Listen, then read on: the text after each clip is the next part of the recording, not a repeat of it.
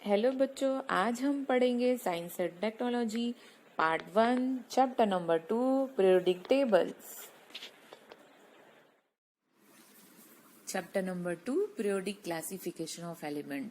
तो हम इसमें आज पढ़ेंगे 5 इंपॉर्टेंट टॉपिक्स हम कवर करेंगे आज। Elements and their classification, Dobereiner and triads, Newlands law of octaves, Mendel's periodic table और लास्ट में पढ़ेंगे हम मॉडर्न पीरियोडिक टेबल। बट उसके पहले हम देखेंगे ये जो 4 क्वेश्चंस हैं आपकी बुक में, उसके बारे में जानेंगे। आप ऑलरेडी क्लास 9 में पढ़ चुके हो। What are the types of matter? तो आपको पता है matter nothing but the things that we can see, we can touch, we can feel, everything around us we can say it's matter. Matter means आप ले सकते हो example, आपके side में होगा चेयर होगा, या आपकी बुक्स होंगे, या फिर आपके हाथ में पेंसिल होगा, वो सब चीजें मैटर हैं। मैटर के टाइप्स कितने होते हैं? तो मैटर के 3 स्टेट्स होते हैं, सॉलिड, लिक्विड एंड गैस। ठीक है। बाद में हम देखेंगे question number 2, what are the types of element. तो यहाँ पे भी एलिमेंट्स के 3 टाइप्स होते हैं, metal, non metal and metalloid. Next question, what are the smallest particles of matter called? जैसा आप जानते हैं हमारे ह्यूमन बॉडी भी स्मॉल स्मॉल पार्टिकल से बने हुए हैं, जिसे सेल्स बोलते हैं। उसी तरीके से सारे जितने मैटर होते हैं उसका स्मॉलेस्ट थिंग्स होता है एटम्स। 2 या मोर एटम्स को बना के मॉलिक्यूल बनता है, और मॉलिक्यूल जब कलेक्ट होते हैं तो मैटर फॉर्म होता है। नेक्स्ट क्वेश्चन है, what is the difference between the molecules of elements and compounds? तो एलिमेंट्स के जो मॉलिक्यूल्स होते हैं वो सेम होते हैं, सिमिलर होते हैं।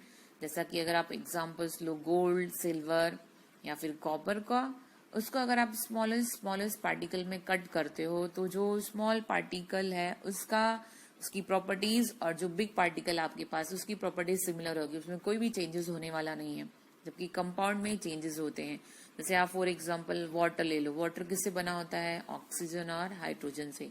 अगर आप उसको इंडिविजुअली लो तो दोनों की प्रॉपर्टी अलग होती है, वाटर की अलग होती है, हाइड्रोजन की अलग होती है। वही जब आप इसको कंबाइन कर देते हो तो वाटर बनता है H2O, तो उसकी प्रॉपर्टी अलग होती है, उसके मॉलिक्यूल्स अलग होते हैं। तो ये डिफरेंसेस हैं। तो यहाँ पे हमने आज 4 क्वेश्चंस पढ़े। What are the types of matter? There are 3 states of matter, solid, liquid and gas. What are the types of elements? So there are 3 types of elements, metal, non-metal and metalloids. What are the smallest particles of matter called? That is atoms and difference. अब हम जाएंगे detail में classification of elements. Classification of elements में बताया गया है कि पहले के जो साइंटिस्ट थे उनके पास सिर्फ 30 एलिमेंट्स थे, 30 एलिमेंट्स उस टाइम साइंटिस्ट को पता था। लेकिन धीरे धीरे 118 एलिमेंट्स, 119, 120 एलिमेंट्स ढूंढे जा चुके हैं। उस टाइम के जो साइंटिस्ट थे उनके सामने एक बड़ी चुनौती थी कि ये सब एलिमेंट्स को हम अरेंज कैसे अरेंज करें। जैसे कि फॉर एग्जांपल्स ले लो, हम घर शिफ्ट करते हैं, तो घर शिफ्ट करते टाइम हम जब दूसरे किसी नए घर में जाते हैं तो किचन की जितनी सामान रहती है हम किचन में रखते हैं, और बेडरूम के सामान बेडरूम में रखते हैं, लिविंग रूम के सामान लिविंग रूम में रखते हैं। रीजन ये होता है कि हमें इजी पड़े कि कौन से सामान कहाँ है, किसको कहाँ एडजस्ट करना है, कौन से सामान कहाँ यूज होंगे। उस तरीके से उस टाइम के साइंटिस्ट जो थे उनके सामने ये क्वेश्चन था कि सारे एलिमेंट्स को हम कैसे अरेंज करें। और बहुत पहले अगर आप बात करेंगे 1800 के टाइम तक, उस टाइम सिर्फ मेटल और नॉन मेटल ही पता था साइंटिस्ट को। मेटलॉइड्स क्या होता वो उन्हें पता ही नहीं था। मेटलॉइड्स क्या होता है? मेटलॉइड्स वो चीजें होती हैं या वो एलिमेंट्स होता है जिसमें मेटल और नॉन मेटल दोनों की प्रॉपर्टीज होती हैं। ठीक है, तो अब हम आगे बढ़ेंगे।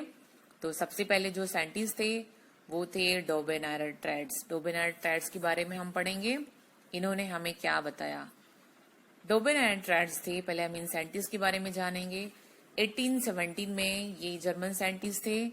इन्होंने बताया कि एलिमेंट्स को, अगर एक बात और है, उस टाइम के जो 3 एलिमेंट्स थे, 3 जो साइंटिस्ट थे, डोबेनायर-ट्रैड्स हो गए, न्यूलैंड्स हो गए और मेंडलीव हो गए, इन्होंने मोस्टली एम्फेसिस किया एटॉमिक मासेस पे। एटॉमिक मासेस को लेके उन्होंने अपनी थ्योरी बनाई और जितने भी उन्होंने सारे एलिमेंट्स रखे वो एटॉमिक मासेस को दिमाग में रख के उन्होंने रखा है। एटॉमिक मासेस क्या होता है? एटॉमिक मासेस होता है प्रोटॉन और न्यूट्रॉन का plus. Atomic masses is equal to number of proton plus number of neutron. And what is the number of atomic number? Number atomic number क्या होती है, जो कि मॉडर्न पीरियड टेबल में हम पढ़ेंगे। वहां पे जो साइंटिस्ट थे उन्होंने एटॉमिक मासेस को ना लेके उन्होंने एटॉमिक नंबर पे ज्यादा ध्यान दिया है। So what is the meaning of atomic number? Atomic number means either your protons number और योर इलेक्ट्रॉन्स नंबर, उसको बोलते हैं एटॉमिक नंबर। तो पहले हम ध्यान देंगे डोबेनाइट्राइड्स के बारे में। यहाँ पे आप टेबल में देखोगे, वहां पे साइंटिस्ट ने डोबेनाइट्स ने क्या किया। ट्रैड्स मीन्स क्या होता है? ट्रैड्स मीन्स 3। उस टाइम जितने भी नोन एलिमेंट्स थे ये इन्होंने क्या किया, 3 एलिमेंट्स के ग्रुप बनाए और उसको भी उन्होंने एटॉमिक मासेस के बेस पे रखा। जैसे आप फर्स्ट एग्जांपल ले लो, लिथियम, सोडियम और पोटेशियम। ठीक है, अब लिथियम, सोडियम और पोटेशियम को उनके इंक्रीजिंग ऑर्डर में रखा, एटॉमिक मासेस को दिमाग में रखा, इंक्रीजिंग ऑर्डर में रखा। फिर उन्होंने क्या किया, बाद में उन्होंने क्या किया, लिथियम फर्स्ट एलिमेंट और थर्ड एलिमेंट पोटेशियम को प्लस किया, डिवाइड बाय 2, जिसको आप मीन बोलते हो। मीन उन्होंने निकाला तो उसका आंसर आया 23.0, जो कि बीच में जो है जो सोडियम, उसका वो एटॉमिक मासेस हुआ, तो वो करेक्ट पाया गया। फिर उन्होंने और 3 एलिमेंट्स को उसी बेसिस पे रखा। जैसे यहाँ पे सी आप देख रहे हो, कैल्शियम हो गया, स्ट्रोंशियम हो गया और बेरियम हो गया। ये 3 एलिमेंट्स को फिर उन्होंने 3 के ऑर्डर में एटॉमिक मासेस के बेस पे 3 नंबर पे रखा। उन्होंने देखा first one calcium and the third one barium, उन्होंने उस दोनों को प्लस किया, जो उसका मीन निकला वो स्ट्रोंशियम के इक्वल था। वो और हैप्पी हुए, खुश हुए। फिर उन्होंने आगे और एलिमेंट्स उनको जो मिले, क्लोरीन, ब्रोमीन और आयोडीन को भी सेम उसी इक्वल में वो रखते गए और वो उसके मीन निकालते गए। उन्होंने पाया कि जो फर्स्ट और जो थर्ड जो एलिमेंट है उसको प्लस करने पे जो मीन निकलता है वो बीच वाले एलिमेंट्स के इक्वल होता है। लेकिन आगे और भी एलिमेंट्स जब ढूंढे गए वहां पे ये थियरी हो गई फेल। इसके कुछ लिमिटेशन से, इसकी वजह से ये आगे थियरी नहीं गई, इसको आगे एक्सेप्ट नहीं किया गया। ये जर्मन साइंटिस्ट डोबेनाइट्स हैं, इनकी थियरी को डोबेनाइट्राइड्स बोला गया। 1817 में इन्होंने डोबेनाइट्राइड्स के बारे में बताया है, जो हम आगे पढ़ेंगे डिटेल में। डोबेनाइट की थियरी फेल होने के बाद जो सेकंड साइंटिस्ट सामने आए वो उनका नाम था Newlands. The English scientist John Newlands correlated the atomic masses of elements in the properties in a different way in 1866। तो डोबेनाइट के बाद न्यूलैंड सामने आए, जिन्होंने अपने लॉ ऑफ ऑक्टेव सामने रखा, जिसके बारे में हम डिटेल में पढ़ेंगे। उन्होंने क्या बताया, ऑक्टेव्स का मीनिंग क्या होता है, कैसे उनके थियरी को बाद में नहीं एक्सेप्ट किया गया, क्या। डोबेनाइट थियरी के बाद अब हम पढ़ेंगे न्यूलैंड्स लॉ ऑफ ऑक्टेव्स। तो पहले देखेंगे उन्होंने क्या बेसिस, किस चीज को उन्होंने दिमाग में लिया। आपको पता है in the Indian music system जहाँ पे 7 नोट्स होते हैं, सा, रे, गा, मा, पा, ध, नी, इसके बाद फिर क्या आएगा, सा। सो पहले सा और 1 नंबर पे फिर से सा। इसी तरीके से इसको बोलते हैं सप्तक, इसकी कलेक्शंस को बोलते हैं सप्तक। उसी तरीके से इंग्लिश में, वेस्टर्न म्यूजिक में भी 7 नोट्स होते हैं, डो, रे, मी, फा, सो, ला, टी, फिर से डो। तो जो फर्स्ट है, फर्स्ट का जो कैरेक्टर है, फर्स्ट जो वर्ड है वो 8 नंबर पे भी सेम वर्ड है। सेम तरीके से इस चीज को उन्होंने दिमाग में रख के अपने ऑक्टेव्स थियरी को बनाया है। तो जैसा हम देखेंगे यहाँ पे, in the year 1866 Newlands arranged the elements known at that time in increasing order of their atomic masses। उस टाइम पे भी जैसा मैंने पहले ही किया है, बताया कि न्यूलैंड, डोबेनाइट, इन सभी ने क्या किया है कि अपनी थियरी को उन्होंने एटॉमिक मासेस के बेस पे लिया है, ना कि एटॉमिक नंबर पे। इन्होंने भी क्या किया, जितने एलिमेंट्स मिलते गए उसको 8 में रखा। डोबेनाइट्स ने क्या किया था, 3-3 का ग्रुप बनाया, उन्होंने 8-8 का ग्रुप बनाया और इसमें उन्होंने पाया कि फर्स्ट जो एलिमेंट्स है उसकी प्रॉपर्टीज मैच करती है 8th वन से। So he found that every 8 element had properties similar to those of the first. Example here, for example, sodium is the 8th element from lithium and both have a similar properties। तो आप इस table में भी देखोगे, यहाँ पे इन्होंने start किया है लिथियम, फिर beryllium, boron, carbon, nitrogen, oxygen, fluorine, फिर से सोडियम। तो लिथियम और सोडियम, लिथियम फर्स्ट नंबर पे और उसके बाद अगर आप काउंट कर रहे हो तो सोडियम 8 नंबर पे आ रहा है। तो लिथियम और सोडियम की प्रॉपर्टीज यहाँ पे कैरेक्टरिस्टिक सेम है, सिमिलर है। उसके बाद उन्होंने क्या किया, बेरिलियम को लिया। Beryllium, boron, carbon, nitrogen, oxygen, fluorine, sodium, फिर मैग्नीशियम।